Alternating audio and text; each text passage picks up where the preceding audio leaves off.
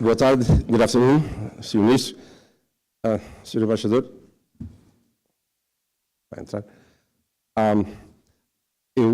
Now I have to bring us all back to work, and it's difficult with the Portuguese crowd because during lunch we all discovered that we are cousins or half cousins, or we know the cousin of the wife of a neighbor of mine who once we met in a cruise somewhere.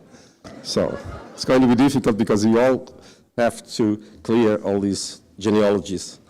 And Secretary-General Guterres is not here, but when he said that everybody now wants to go to Portugal, it reminds me of how much things have changed.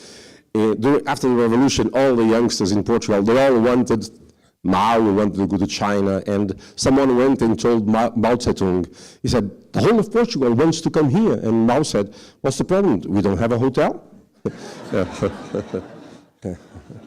So I was not invited to talk. I was invited to be a moderator. A moderator is supposed not to talk, but to make people talk. But so don't be scared with the professor part because I'm not going to speak. You know of a professor who once dreamed he was giving a lecture, and when he woke up, he was. And there was also this professor in Boston who once saw a young woman sleeping in engineering class. He said, he turned to the guy next to her, he said, do you mind waking up your friend? And he said, me? You do it. You were the one who put her to sleep. Yeah. But once in a while, I'm invited to be a comedian, but not here. I did this in New York a few days ago with Ricardo Luz Pereira, but that's not what I'm doing. But this is Portuguese-America.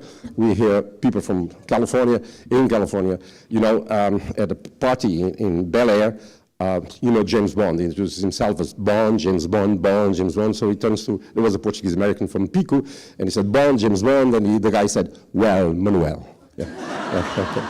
Yeah. So,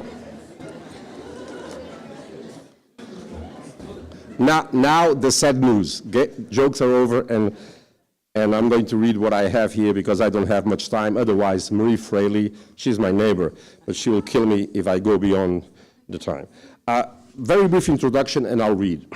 In my 40-some years of experience in an American university, I must say that we never had it as good as in the last half a dozen years, even though things have slowed down in the last 3 years. But first, the good news. 40 years ago, Portuguese was just 4% of the American Portuguese Studies Association, AATSP.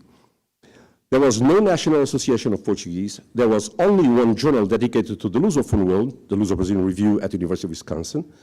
And at the graduate level, only some departments of Romance languages, modern languages, or Spanish studies had occasionally a graduate student specializing in Portuguese. Today we have APSA, American Portuguese Studies Association, by the way, not represented here, with a lively biannual conference. The next one will be at the University of Michigan, Ann Arbor, in October, our 11th conference.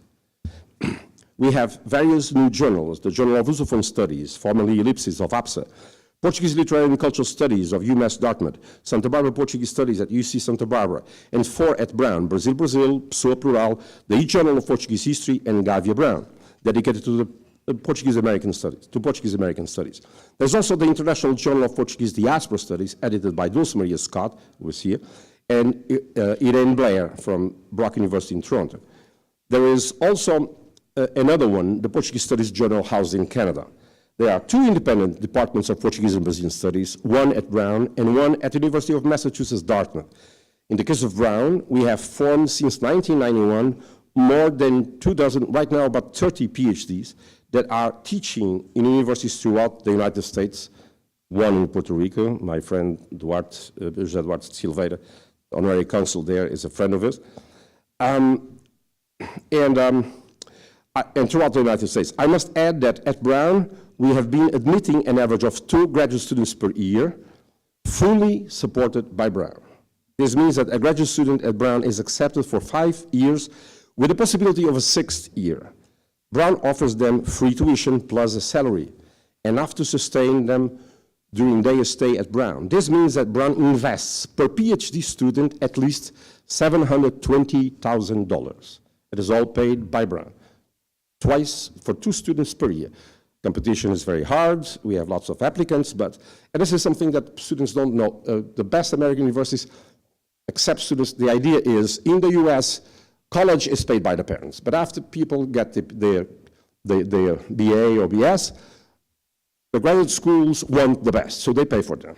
So this is why anybody from all over the world, we have accepted at Brown a Chinese student who learned Portuguese in China and only spent 1 summer in Macau and came to Brown, and we was examined. We had an interview with the phone and said, well, you had all reliable information, and he got a PhD from us, except that he went to China to teach Portuguese, then a Chinese company picked him up and put him in Angola working for a Chinese company. So the US paid full 6 years. But that's the way it is. The universities are different, or are independent from what happens afterwards. But the point is, if more students knew that graduate school is paid by the universities and not by, the point is, don't apply for a master's. The university does not take you seriously if you apply for a master's. You have to want to commit yourself to 5 years or 6 years for a PhD. Then the university pays everything, pays tuition and salary and some stipend, et cetera, et cetera, et cetera. Enrollments had been growing steadily for years. Portuguese was the only European language, this is now not about Brown, but the United States. Portuguese was the only European language that was seeing growth. Brazil was always the big driving force, not just in North America. The situation is the same in Europe, by the way. Don't think that because Portugal is in Europe, Europe wants Portuguese from Portugal. No, they want Brazil. I know this very well. In the last 10 years, African Portuguese has grown. Students have asked for courses in the area, and various PhD theses on African literatures in Portuguese were defended. At Brown, we have had 6 already. One of them is here, Patricia. She just defended her thesis last June, and she's going to join UMass Lowell this September. All our students are employed. The growth was in part associated with Brazil appearing in the BRIC group, along with the enthusiasm around the Olympic Games, as well as the 2014 Soccer World Cup that ended in disaster, as you know, but it had a very strong impact. The aftermath of this has not been bright. The Brazilian crisis provoked a diminished interest in the language. But there is another important factor. Nationwide, there has been, in the last 3 years, a significant decrease in language enrollments throughout the United States. The fact that English has been definitely established as a lingua franca, and also the fact that Google has been perfecting its translation devices, and that has had a substantial impact in language enrollments. I am going to cut. I could go on and on, but I have to say that this is serious.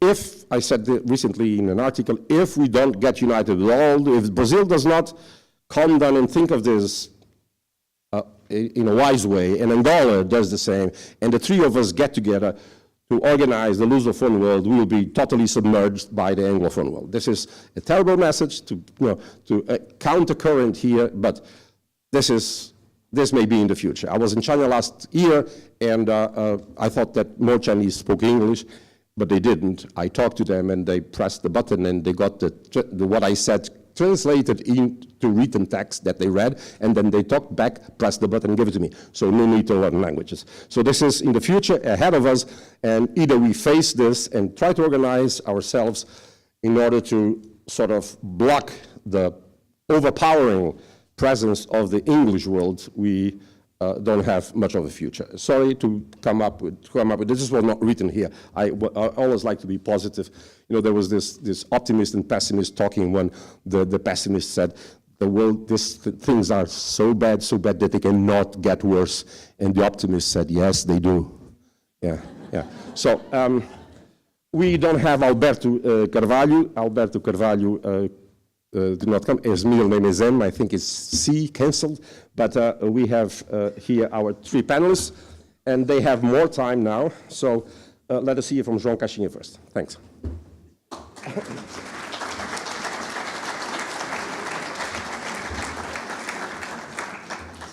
Good afternoon, everyone. First of all, I would like to thank PALCUS, the Embassy of Portugal in the United States or in Washington, D.C., the diplomatic and consular network in the U.S., with which we work very closely, and also the Minister of Foreign Affairs, Augusto Santos Silva, and the Luso-American Development Foundation for organizing this wonderful event that certainly will strengthen the ties, experiences, and network between all of us. I would like also to recognize the presence of my colleagues from the Camões Institute in the USA, José Adão from Newark. He works closely with the Consulate General of Portugal in Newark. José Rodrigues from the Boston University and UMass Boston, as well as Sandra Pires from Georgetown University, who are actually here in this room today. And also the counselors for the Portuguese communities in the US who have been instrumental to our work here in the US as well. Thank you. I would also like to recognize Dr. Dan Davison. He's been an inspiration to myself and to many of the Portuguese language teachers in the United States. He is the President Emeritus for American Councils for International Education, and he is also the Senior Academic Advisor for AC. He works also very closely with the College Board, which has been instrumental to speak about some strategies that I will speak further. And also, and finally, Uma Manati, the Assistant Program Manager, Assessment and Curriculum Development for American Councils. And thank you so much for your support all the time. Since I don't have a lot of time to speak, because we have limited time as well, like Professor Onésimo said, I'm going to speak about three aspects very quickly. One of them is the role of Camões Institute in the US and around the world, and also the role of our education office in the US, and as well about the Newell Portuguese exam that I know some of you are not aware, but it's a big initiative of our embassy, of our government, and our minister, and also of the Camões Institute. We've been very closely working about this exam that will promote Portuguese language in the United States. So the Camões Institute is a public institution under the Portuguese Ministry of Education, of Foreign Affairs, whose mission is to propose and implement the Portuguese cooperation policy, education policy, dissemination and promotion of Portuguese language and culture abroad. Other important interests of the Camões concerns the designing, promoting, proposing, supporting, and implementing measures to encourage the dissemination of different forms of artistic expression by supporting the publication of Portuguese authors in foreign languages and giving scholarships to students and teachers on the international network. It also ensures that the representation of the country in negotiation, cultural, and cooperation programs from kindergarten to elementary school, secondary education, and also higher education. Like our minister said this morning, or mentioned this morning, we expect that at least 261 million people speak Portuguese in 5 continents, in 9 countries. And by 2050, we expect that at least 300 million people speak Portuguese around the world, especially, like he said, in the Southern Hemisphere. Portugal, like he actually mentioned, and I think this is very relevant facts for people, is that Portuguese is the 5th language with the largest number of internet users, the 3rd most used language on Facebook, and also the official or working language in 32 international organizations. Also, the Camões Institute works at least in 84 countries in different variety of programs and projects. The CPLP plays a very important role, and here with the help and support from our embassy in Washington, D.C., we've been working very closely with all the other embassies from the Portuguese-speaking countries. But the CPLP, which is the community of Portuguese-speaking countries, have been promoting dialogue concerning issues that directly affect member states, as well as promotes Portuguese language as global communication language, a language of knowledge and business in partnership with the International Institute of Portuguese Language located in Cape Verde. The CPLP also enhances the value of each diaspora community in the preservation of the CPLP cultures and Portuguese language. One of example of this good collaboration with other countries is the fact that American Councils is working with all of us together in the United States to promote Portuguese language. And I would like to say that we've been the pioneers, and that I have to thank the Ambassador Fezas Vital, because he has been instrumental to promote the Portuguese language in this country as well. As a Camões Education Office, we offer teaching and learning of Portuguese language and culture in elementary, secondary, and higher education levels. We do offer pedagogical support for teachers' training on didactics of Portuguese as a foreign language and as a second language and as a heritage language. We also offer books through the Camões Institute to every single children in the U.S. that attend Portuguese schools around the country in different states. And we also provide CAPLA exams, which is a certification for Portuguese as a foreign language in our consulates, which means that a lot of Americans that want to be Portuguese and they want to acquire Portuguese citizenship, we do offer those resources, and we give them the exams, such as Universidade Aberta certification as well for teachers who want to have degrees in Portuguese or Portuguese language or other degrees. We also are exam centers for Universidade Aberta. We have established a few memorandums. I'm just going to refer at least 3 or 4. One of them is with the Massachusetts Department of Education, where I'm also a consultant since 2009, so I've been 10 years working closely with the Department of Education, which allow us to bring visiting teachers from Portugal every year to the school districts where we have more significant presence of Portuguese communities. And that's been a wonderful work to work with the Department of Education, because also enhances our relationship with the Department of State of the United States through the visa program that we allow to bring Portuguese teachers from Portugal. Also, the Memorandum of Understanding between Miami-Dade Public Schools. Unfortunately, Alberto Carvalho was not able to attend today, but we did recently a Memorandum of Understanding with Miami-Dade, and we've been supporting at least 7 schools in Miami, and through the Camões Institute, we've been giving a lot of books and materials to the teachers. And in Florida, we have updated the Portuguese Community School of Palm Coast, so we have already more children attending the Portuguese school in Palm Coast.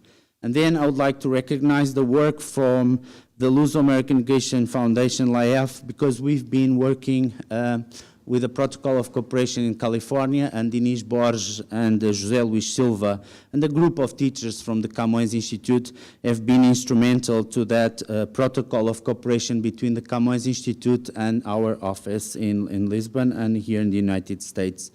And finally, the protocols between Camões IP and U.S. universities and colleges, and also with Portuguese community schools in Connecticut, New Jersey, and New York. And in this area specifically, my colleague José Adão has been very instrumental, doing a great job promoting Portuguese in those regions.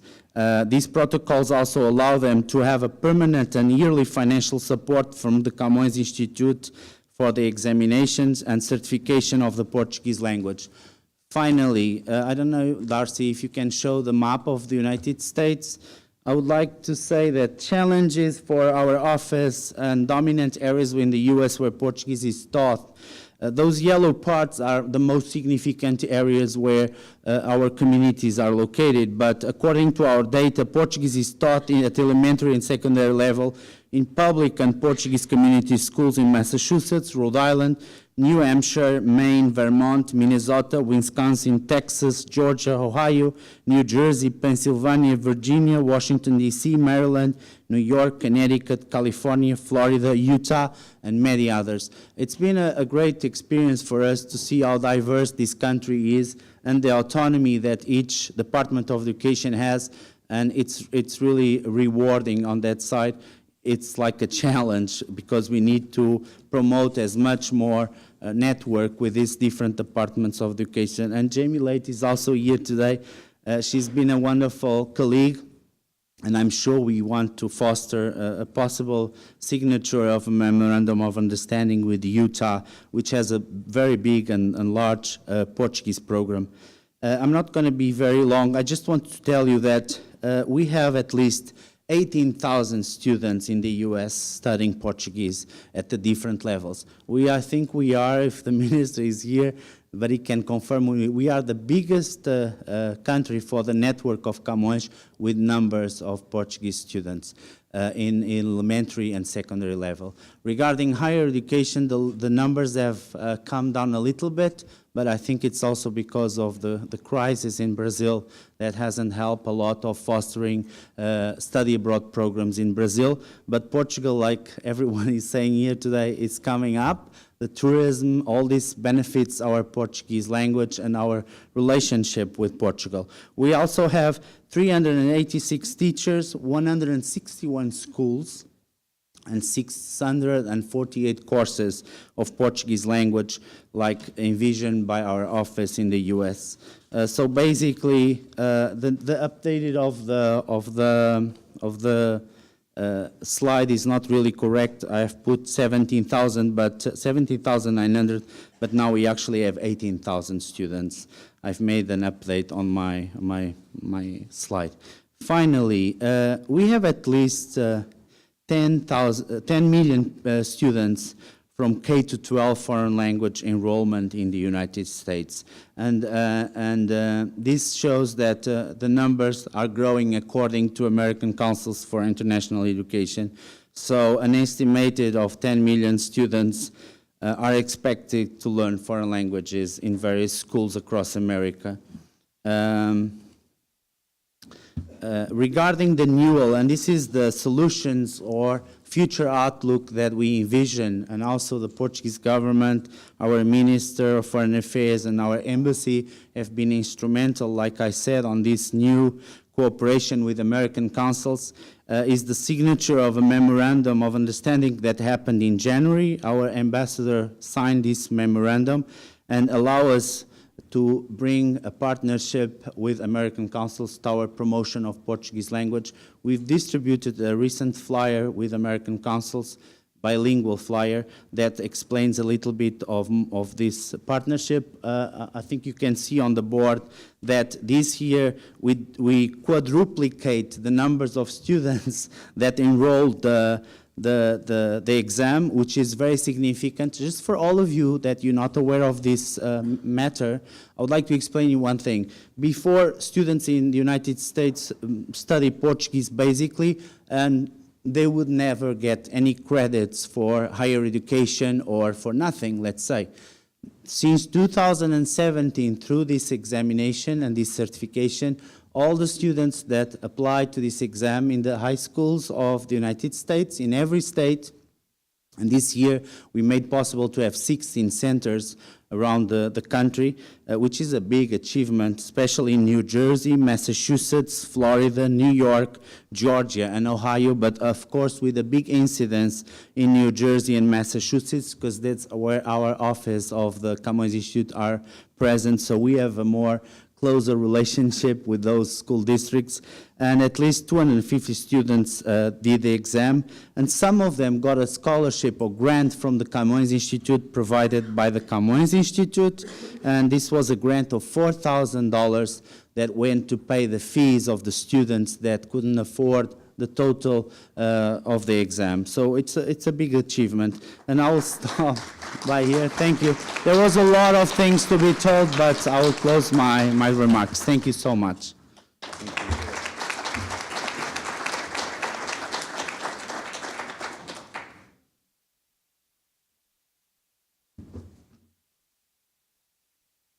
Good afternoon. I was asked to talk about about Portuguese education programs or Portuguese programs in U.S. higher education. The most recent official data compiled by the Modern Language Association for the fall semester of 2016 shows that a total of 9,827 students enrolled in Portuguese courses at 125 American colleges and universities across the nation, except only for 8 states. The courses ranged from language classes at the beginner level to bachelor's, master's, and doctorate level courses. So how did we get here? Portuguese language instruction entered American higher education in the second quarter of the 20th century for geostrategic reasons related to the nation's then called good neighbor policy with Latin American countries in the 1930s. Also, the U.S. involvement in World War II and the diplomatic military relationships between the U.S. and the Allies in the North Atlantic Territory through the Lajes Air Base in Terceira Island in the Azores leads to the British government and then to the American government in the 1940s. However, as we know, U.S.-Portugal relations are significantly older than that. The U.S. consulate in Ponta Delgada remains the oldest continuously operating U.S. consulate in the world since 1795. And the Bostonian family of American consuls in Fayal, the Dabneys, also owned and operated American whaling and maritime transportation businesses in the North Atlantic from 1806 to 1871. Apparently, no conflict of interest there. You may recall that by the 1870s, some 17,000 Portuguese, in the majority Azorians, had already made their way to the U.S., and that throughout the 1870s into the 1930s, some 250,000 people from Portugal, then including Cabo Verde, established themselves in America. It's important to put Portuguese immigration in perspective. During the century of immigration, roughly from 1820 to 1920, American agents recruited aggressively in Europe, and consequently, 36 million Europeans came to America. The Common School movement of the late 1800s was designed specifically to assimilate that new population and emphasized social cohesion through a policy of homogeneity in education. The Americanization of millions of immigrant Europeans was its hallmark. After this brief contextualization, I'd like to present my first slide, which is already there, with official data published by the Modern Language Association on Portuguese language enrollments in U.S. higher education from 1958 to 2016. As you can see, in almost 60 years, Portuguese enrollment in post-secondary education grew by 200%. However, in 2016, there were 16.9 million people enrolled in American colleges and universities, which means that a mere 0.01% of them were studying Portuguese. Throughout the 1930s and 1940s, ASTPs, or Army Specialized Training Programs, were at the forefront of Portuguese language and Lusophone cultures education in American universities. Proficiency in a second language was a specialized skill akin to engineering and healthcare to serve American military and government interests throughout the world. And those skills were provided at American colleges and universities. In fact, several professors of Portuguese, mostly at private universities such as Harvard and here Georgetown, but also at some state universities like Wisconsin-Madison, were U.S. military officers who became scholars of Portuguese. I must add that there is a very eloquent exception to this rule. The Portuguese department at New Bedford High School in Massachusetts, created in 1942 by Miss Laurinda Andrade, an Azorian immigrant and Rhode Island educated teacher. She created the first Portuguese program in secondary education in the U.S. on the justification that Portuguese was a community language and a world language, a critical world language. In 1968, the Bilingual Education Act for elementary and secondary education promoted bilingual education and foreign and native language programs, Native American language programs, in high schools across the country. This was 1968. Paralleling the implementation of BEA, the Bilingual Education Act, Portuguese was characterized as a critical language, and again for geo-military and economic reasons, and was labeled for post-secondary education purposes as an LCTL, less commonly taught language. And this is an enduring label until today. And indeed, the graphic shows, the same graphic shows that since 2001, when No Child Left Behind Act rolled back the Bilingual Education Act, enrollment in Portuguese in colleges and universities continued to rise. To finalize, I would like to return to the story about the creation of the first Portuguese department in secondary education, 1942, New Bedford High School in Massachusetts by Laurinda Andrade, and then connect that story with a more recent one in a post-secondary education setting. When you read Laurinda Andrade's autobiography, The Open Door, published in 1968 as the Bilingual Education Act was being implemented or passed, The Open Door, a major text to understand the Portuguese experience in the US, you learn her perspective on the creation of the first Portuguese department at New Bedford High School. 3 types of capital, time and a lot of persistence were necessary to start that Portuguese program. It took significant social capital of the Portuguese community of New Bedford, significant cultural capital of the teachers and the principal at the school who recruited Laurinda Andrade, herself bringing the highest cultural capital at the time. She had a master's degree in Portuguese and Brazilian literature from Columbia University. And finally, it also took political capital in Massachusetts and Washington, D.C., through the Portuguese embassy, where Laurinda Andrade had worked as an assistant to the ambassador. Fast forward some 64 years to October of 2006 to Rhode Island College in Providence, Rhode Island, where the Institute for Portuguese and Lusophone World Studies was being inaugurated at the state's flagship institution, founded in 1854. Located in the center of the Portuguese community of Rhode Island, itself the state with the highest percentage of Portuguese heritage in the nation. But in 2006 and before, the College of Rhode Island did not offer a degree in Portuguese.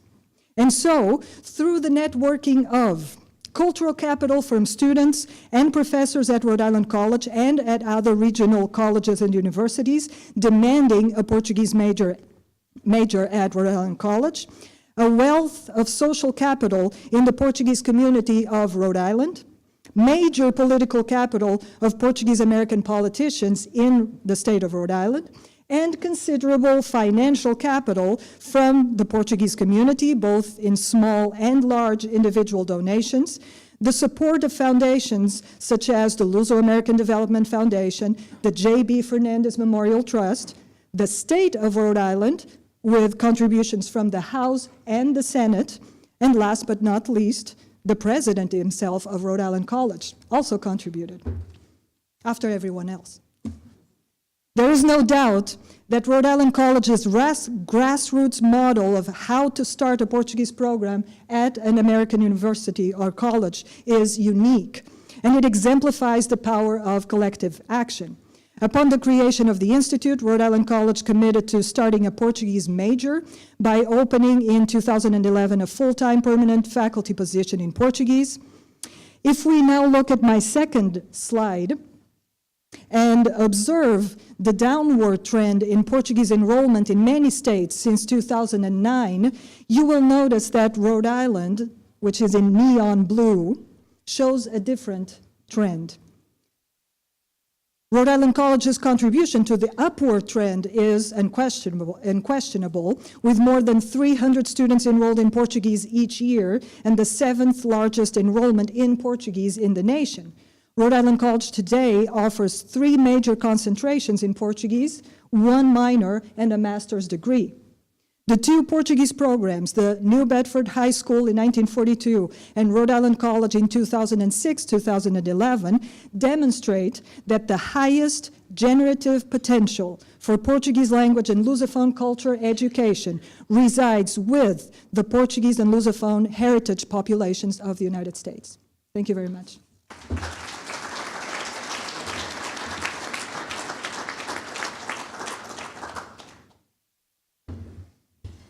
Good afternoon. My name is Jamie Leite, and I am the director of Utah's Portuguese statewide dual language immersion program. I appreciate the opportunity to be here today.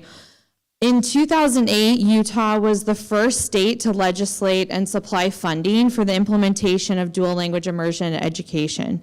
In the fall of 2009, the state started Chinese, French, and Spanish immersion programs, adding Portuguese in 2012, German in 2014, and Russian in 2017. This year, Utah will have 43,000 students in our state enrolled in dual language immersion programs at 224 schools, which include 113 Spanish schools, 65 Chinese schools, 30 French schools, 13 Portuguese schools, 2 German schools, and 1 Russian school. And we're a pretty small state.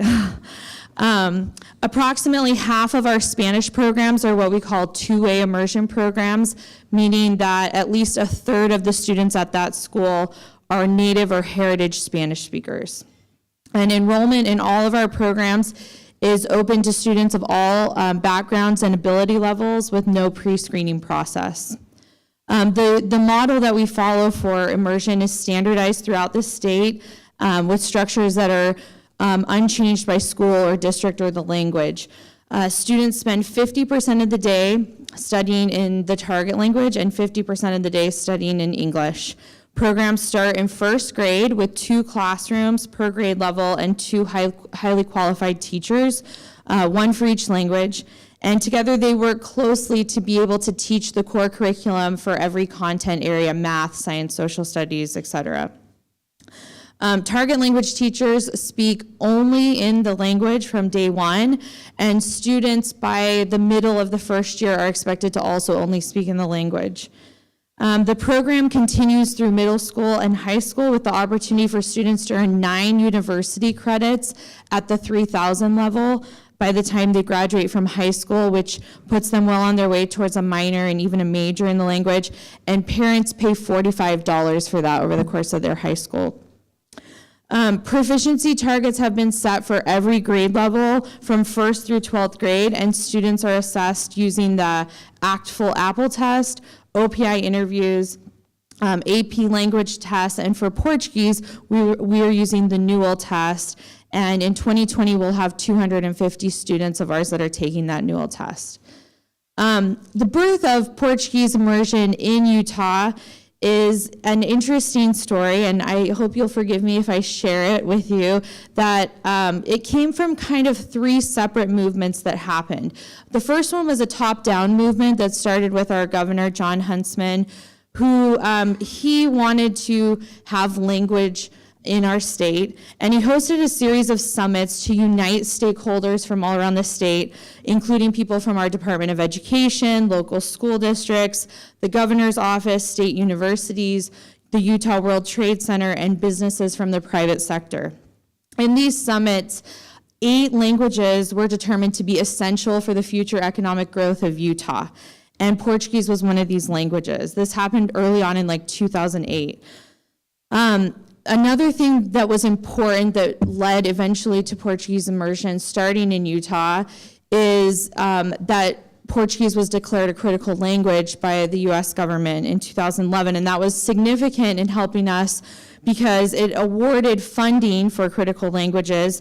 And since 2011, Utah has received 6 Star Talk grants, and then we've also been able to have leverage funding through national resource centers at our local universities for Title VI funding.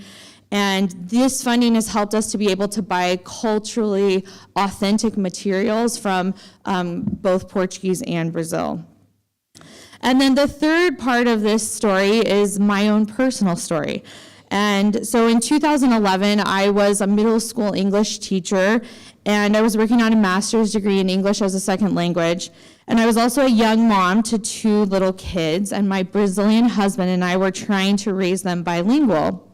And we had a daughter, Isabella, who was 5 years old, and she was in kindergarten.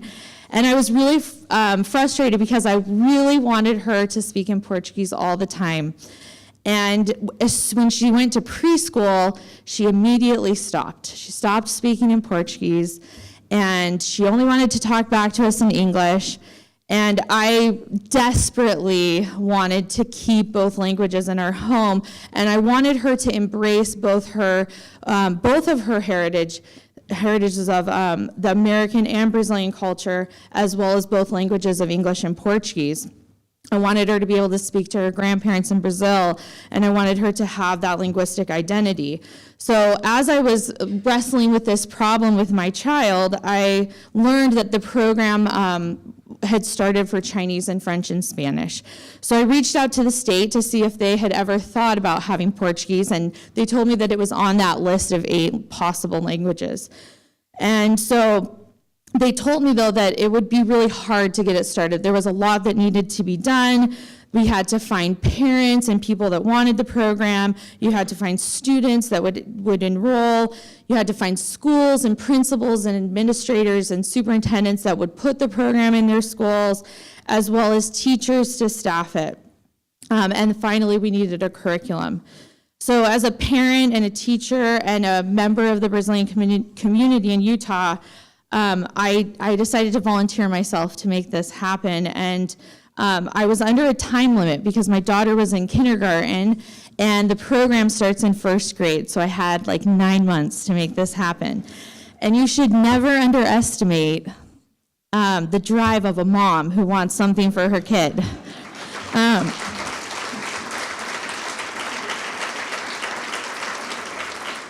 So I started working really hard, and I was officially offered a position as the director of the program. And I found our first Portuguese teacher. Her name is Lily Bueno, and we became kind of partners in crime in making this happen. We literally knocked on people's doors. We went to every possible event that was related to Brazil or Portugal or Portuguese in the state. We visited schools and begged principals to think about it. We talked to school board members. And we barely scraped by to have just enough students for 2 schools that first year that the districts had told us we really needed 50, and we had like 48 at each school. And we begged them to let us do it, and they did let us. And that fall, my daughter was one of 100 students to start Portuguese Immersion. And in the past 6 years, you can see on this slide that the program has grown to now include 13 elementary and secondary schools with 43 teachers and more than 2,000 students across Utah.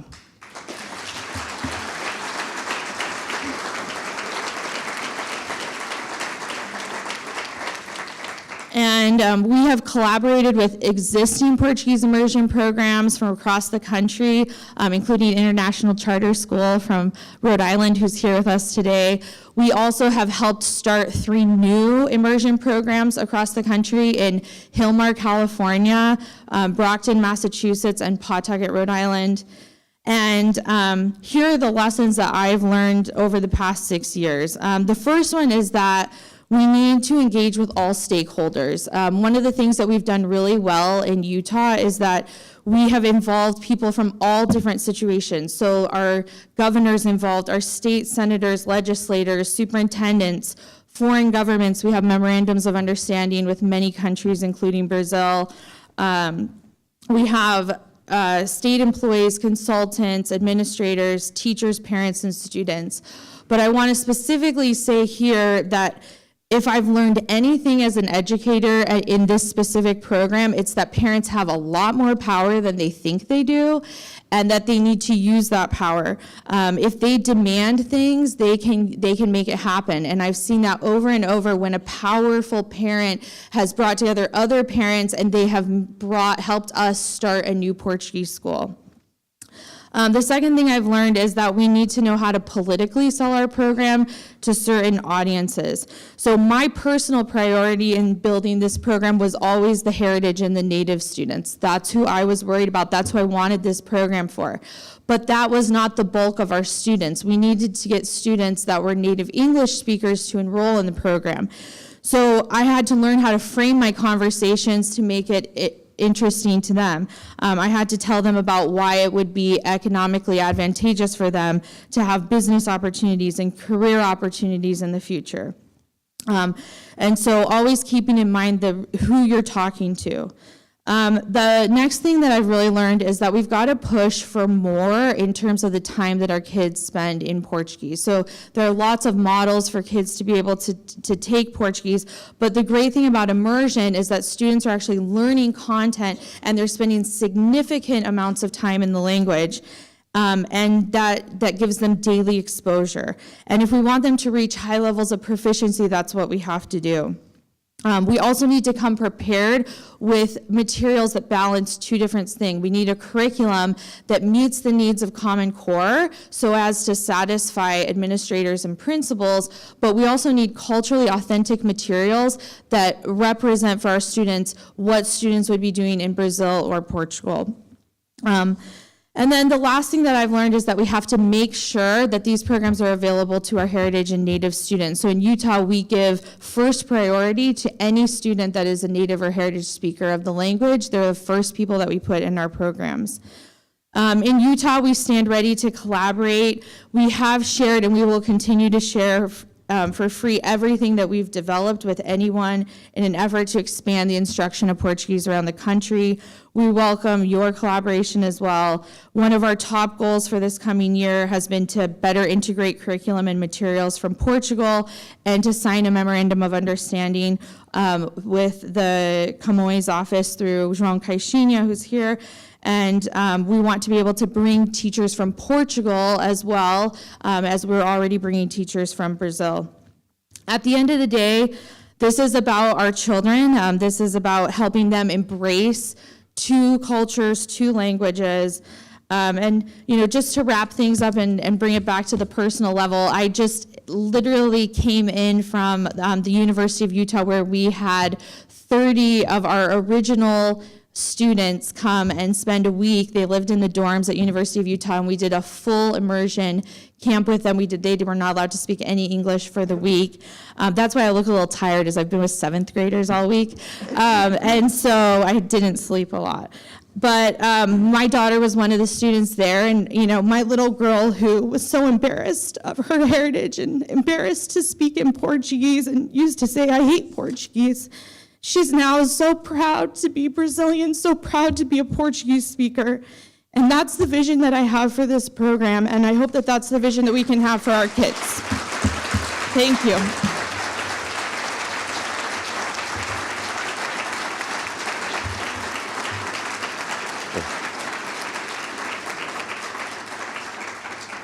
We're going to start a question session, but I would like to say a few things. One is Utah sends us some of our good graduate students, and we have, and right now, some of them are back teaching there, like Rex Nielsen.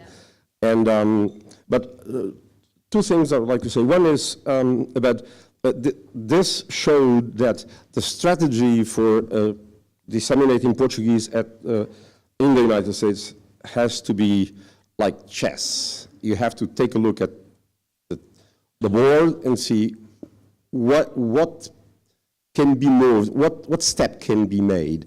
There are no rules, regulations. You have to see, you have to have a variety of factors present.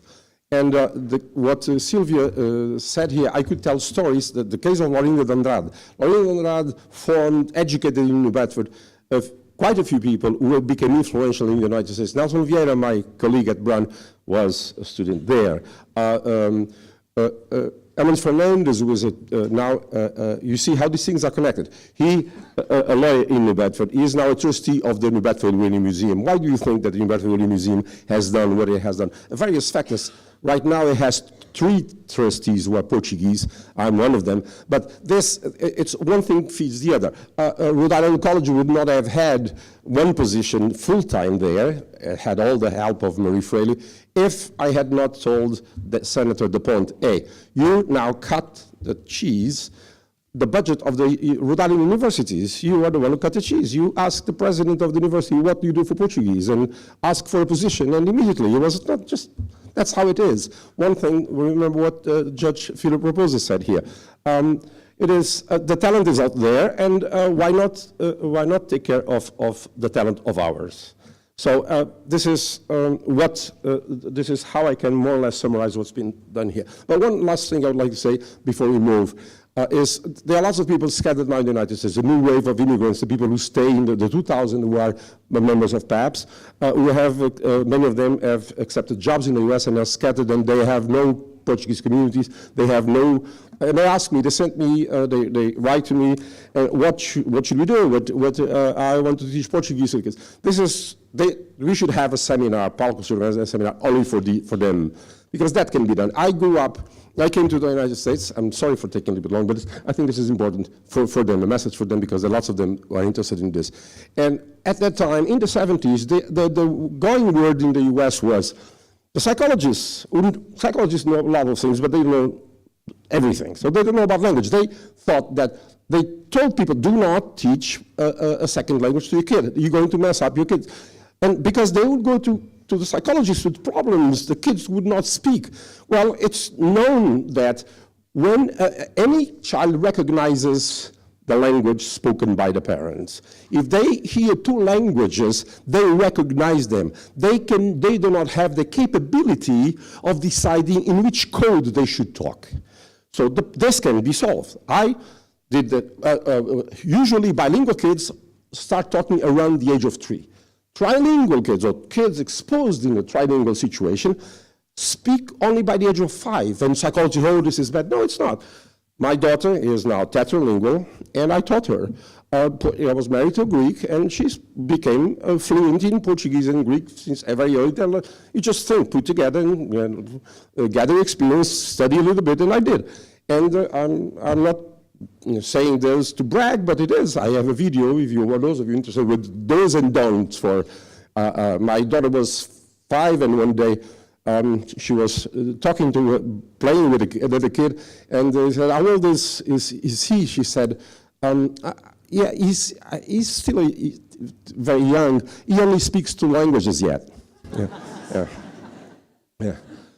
Anyway, that's so many things that I would like to say, but this is time for question and answer, so let me hear from you and address the questions to them, not to me, because my son says don't ask a question to my daddy, cannot give a short answer, so I'll avoid not answering your questions. Questions from you to our great panelists. Thank you for the great job that you've done.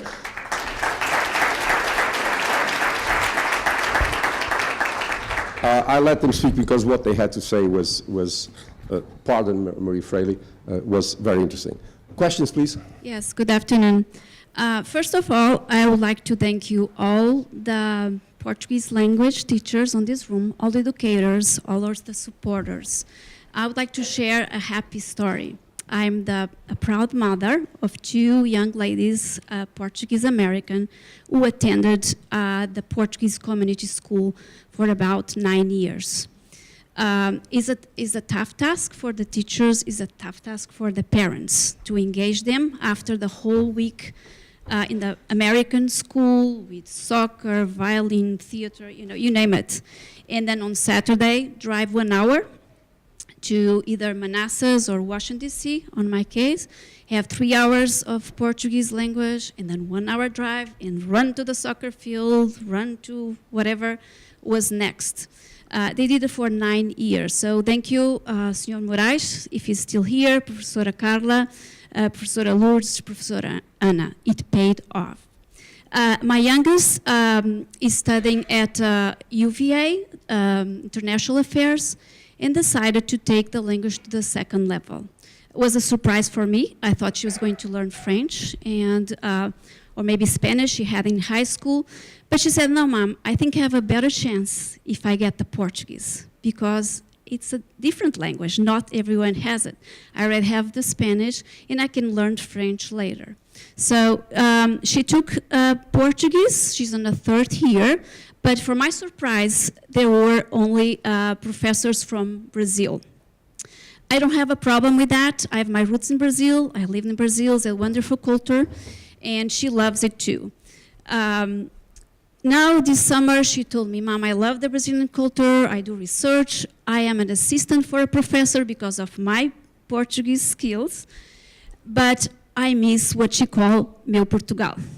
So she applied for an internship in Lisbon. She's there right now.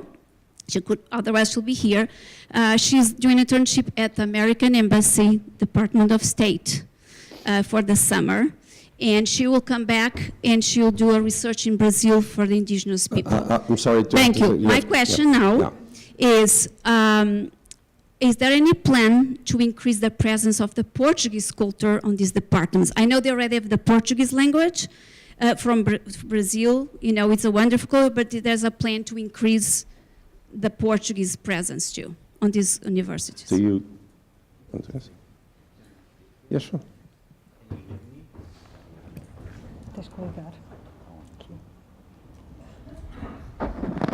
So thank you so much for your report about your daughter. We do, like the ministry said this morning, we have at least 16 universities with Portuguese lecturers from the Portuguese Camões Institute in the United States, and we have other protocols of cooperation with different universities in the United States. Some of those protocols, they acquire the presence of a full-time position of a Camões lecturer, but some of them are just protocols of cooperation that implies a local contract. So we've been hiring a lot of teachers to teach at higher education. Of course, there is more demand, so Portuguese is growing in the United States, as you all know, especially in elementary and secondary level. Like I said, regarding university level, numbers have slowed down a little bit, like Silvia also mentioned. The report from the MLA, the Modern Language Association, from 2016-17 show that we lost a big amount of students at university level, but for sure there is a space for improvement, but that really depends on the Camões Institute and the willing of getting more lecturers in the United States.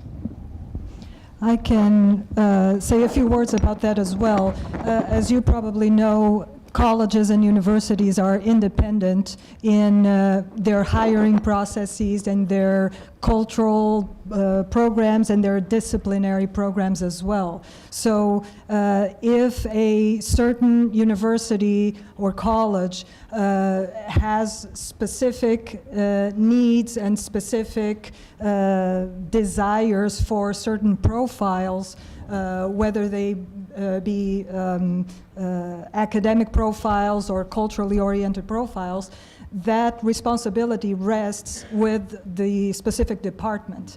So Instituto Camões and many other European countries have similar models in the United States, but Instituto Camões can only do what the department is willing to do as well, to collaborate with Instituto Camões.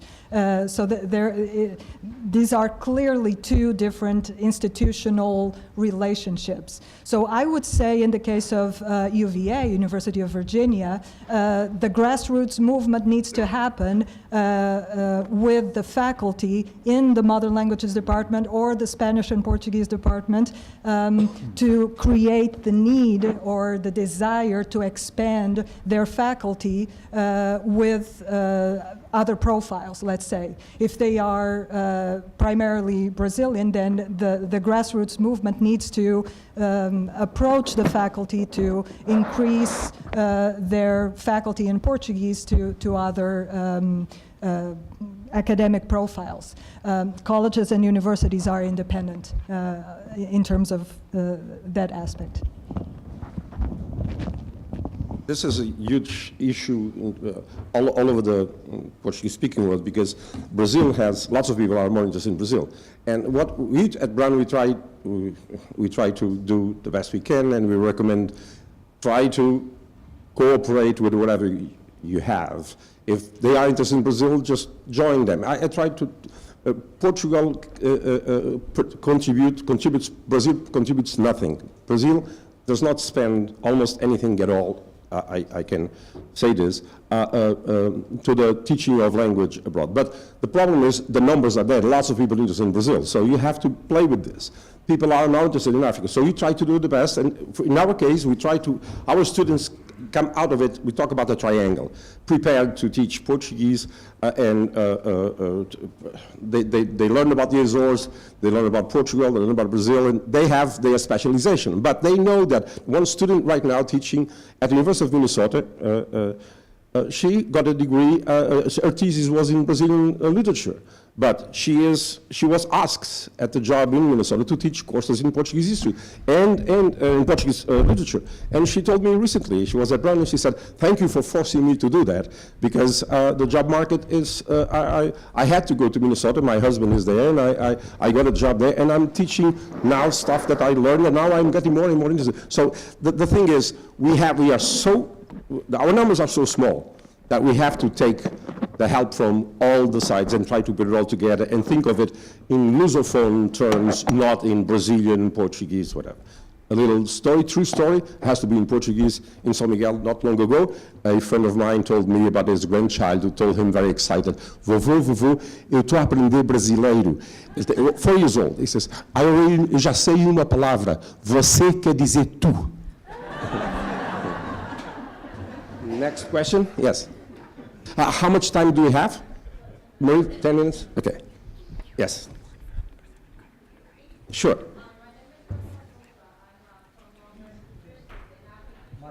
Mike. My name is Raquel Bolsa. I'm from Long Branch, New Jersey, the Portuguese Club of Long Branch, Escola Lusitânia. And I've been teaching Portuguese here in the United States in a community school since 2001. So I feel your pain. But the problem is, each state is different. Each state has their own laws. And on our end, I would like to thank João and José, because with the resources that they have, they do a lot, trust me. They do, so thank you. Do they have resources? With the resources that they have, they do whatever they can. We need qualified Portuguese teachers, and we don't have them. We don't. That's the truth. Like in my Portuguese school, if I step to the side, I don't have another teacher that is a qualified teacher. That's a problem. We go back to what our judge said in the morning. I hated going to Portuguese school because we don't have qualified teachers working in the community schools. We have somebody that has like a little bit more of education, and they do that on a part-time job. That's why the kids do not like to go to Portuguese school, because it's boring. Would you like to go after a full day of school, going to Portuguese school 3 hours per week or 4 hours per week? I wouldn't. So we have to think each state is different. Each Department of Education is different. So we need qualified Portuguese professors in the United States. That's what we need. Thank you.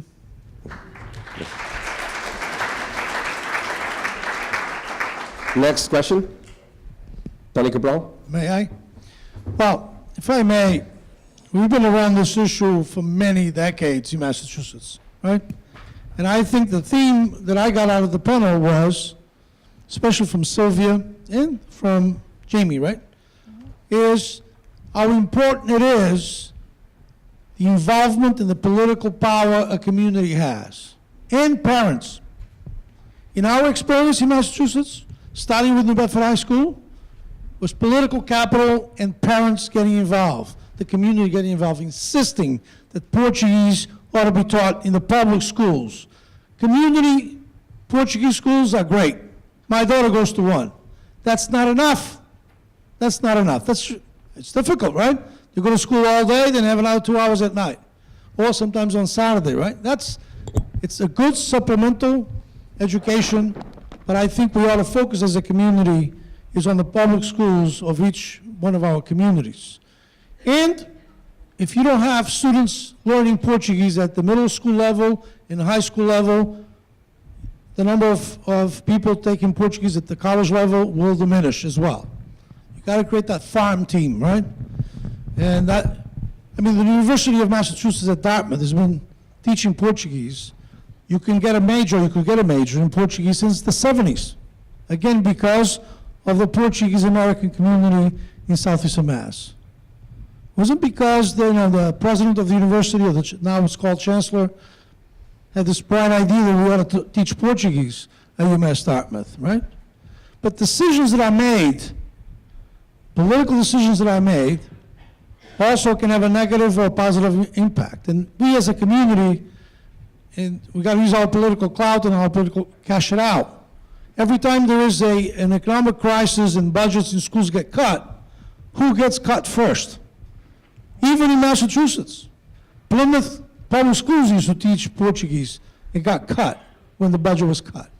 Carver, Massachusetts used to teach Portuguese. When there was a cut in the budget, it was Portuguese that was cut. Because the community did not push back. You got to push back. Yeah. Right? Dual immersion, dual language. Cambridge Public Schools has been doing that since 1971, both in Portuguese and in Spanish. Portuguese program is called Olá, and the Spanish one is called Amigos, right? It could be a Portuguese one too, right? Same word, but they had to differentiate between Portuguese and Spanish. So I think the theme here of this panel, in my opinion, after I sort of, the synopsis of the theme here is political capital by the Portuguese community in their own respective communities. That's how you change things. For example, and I'm going to end quickly, I know there's other folks, the University of Massachusetts Dartmouth used to be called SMU, Southeastern Massachusetts University. That didn't happen by accident. It was both the community, political leaders at the time, Mario Fonseca, Senator Fonseca from Fall River, right? Used to be the chair of the education committee in the state legislature, right? She was instrumental, her and other political leaders of Portuguese descent, to make sure that was happening at UMass, because we created a new campus there with state funds. So I think your political involvement, your political clout, in the end, translates to learning and teaching Portuguese in our communities. We just passed a new law in Massachusetts that brought back, some people like to call it bilingual education, but we used to have the strongest bilingual education program besides California in the nation.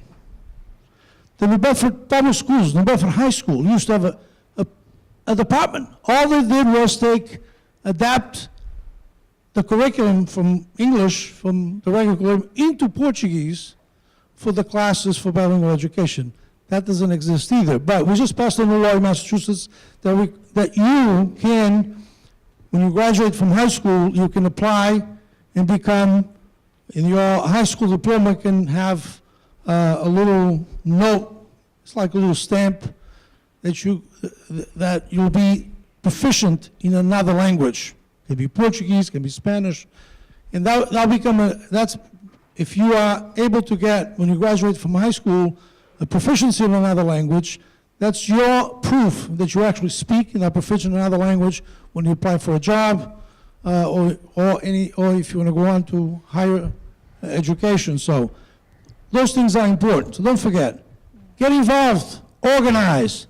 Don't just organize. You know, as I usually say, one of my favorite quotes is from actually Martin Luther King, right? He used to say, we all came here in different ships, but we're all in the same boat now. So let's get organized. Thank you.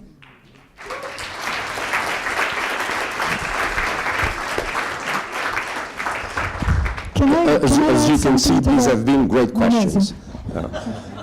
But a friend of mine, was a writer, said about an interviewer, he said, before he asks me a question, he already gives me 4 answers. But the good thing is the answers we got from the audience were great personal experiences. Tony Cabral knows about this stuff. And so you don't have to say much, because they don't even ask the question, they already give great answers. Thanks.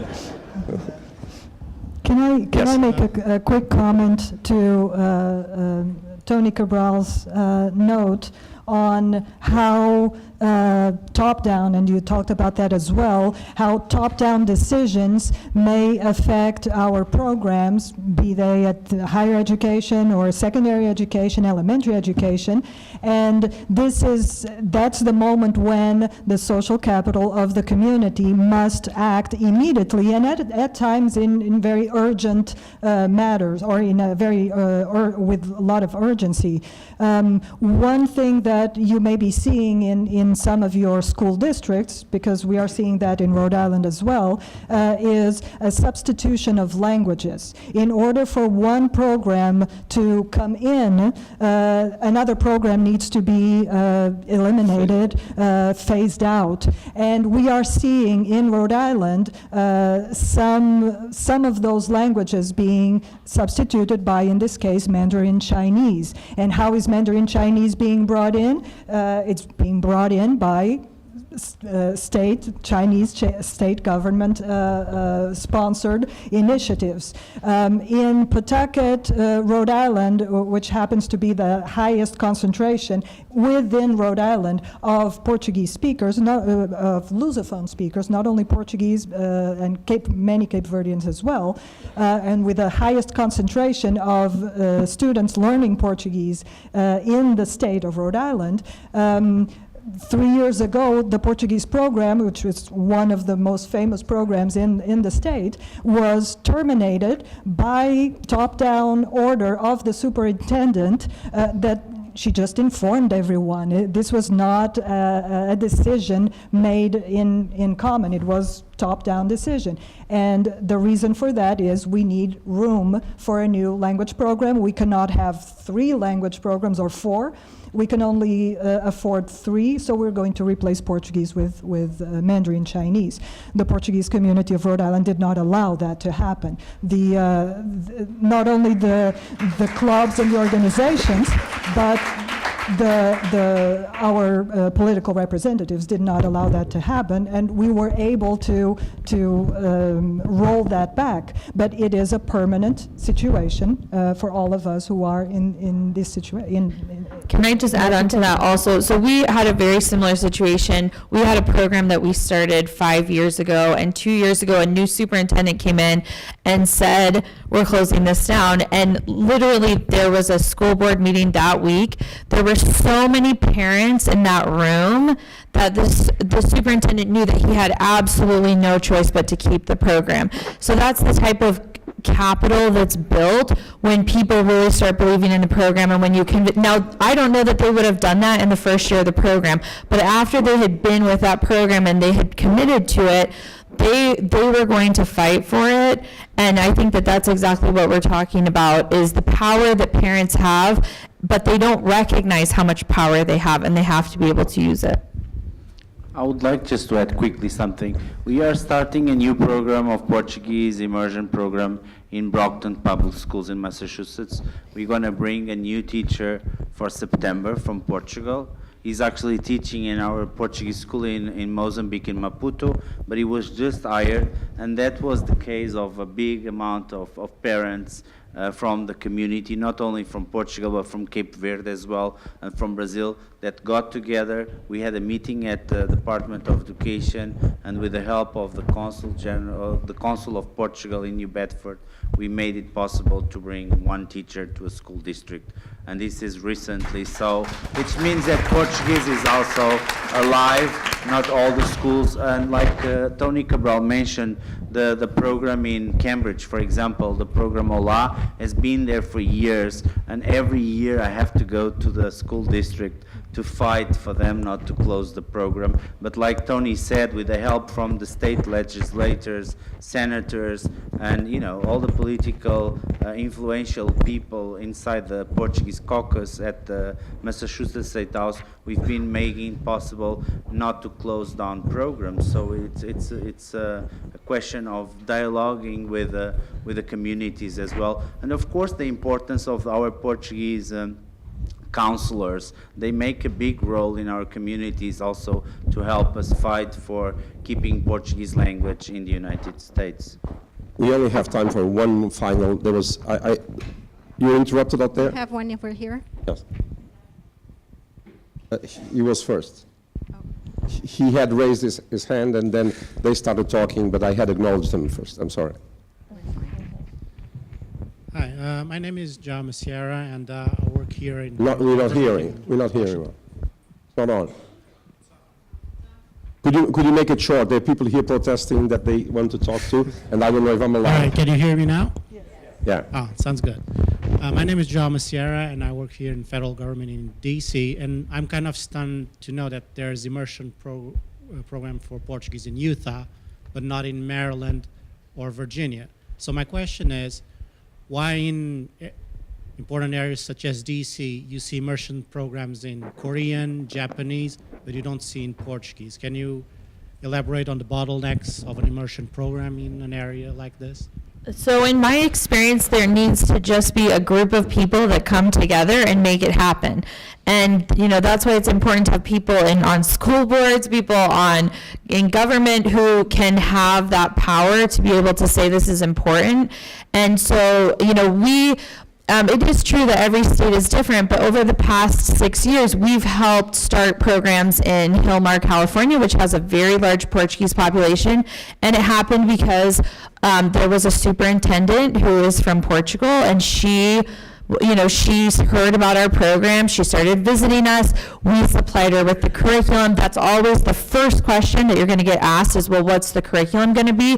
And when we have a Common Core math book that's in Portuguese, and when you show that, you know, that takes away a little bit of anxiety. So you have to come really prepared. But in every time that I've seen it happen, there has been one or two people who have built a group. In Brockton, Massachusetts, it was Kelly Jones, a bilingual director, who wanted Portuguese for heritage students there, and she fought for it till she got it. And so, I mean, it's cliche, but one person really can create a circle of people that then fights for the program, and they make it happen, because at the end of the day, school boards and superintendents serve the people. And if you are fighting, then you should be able to get something that the community wants, as long as you have enough people that want it. I get permission to have one final question. So it's a comment. I'm Luso-Canadian. I went to, can you hear me? Yes? We're not here. I'm Luso-Canadian, and I grew up in Montreal, and I did Saturday school for Portuguese. I moved here, and it was here to the DC area, and very challenging to find a school.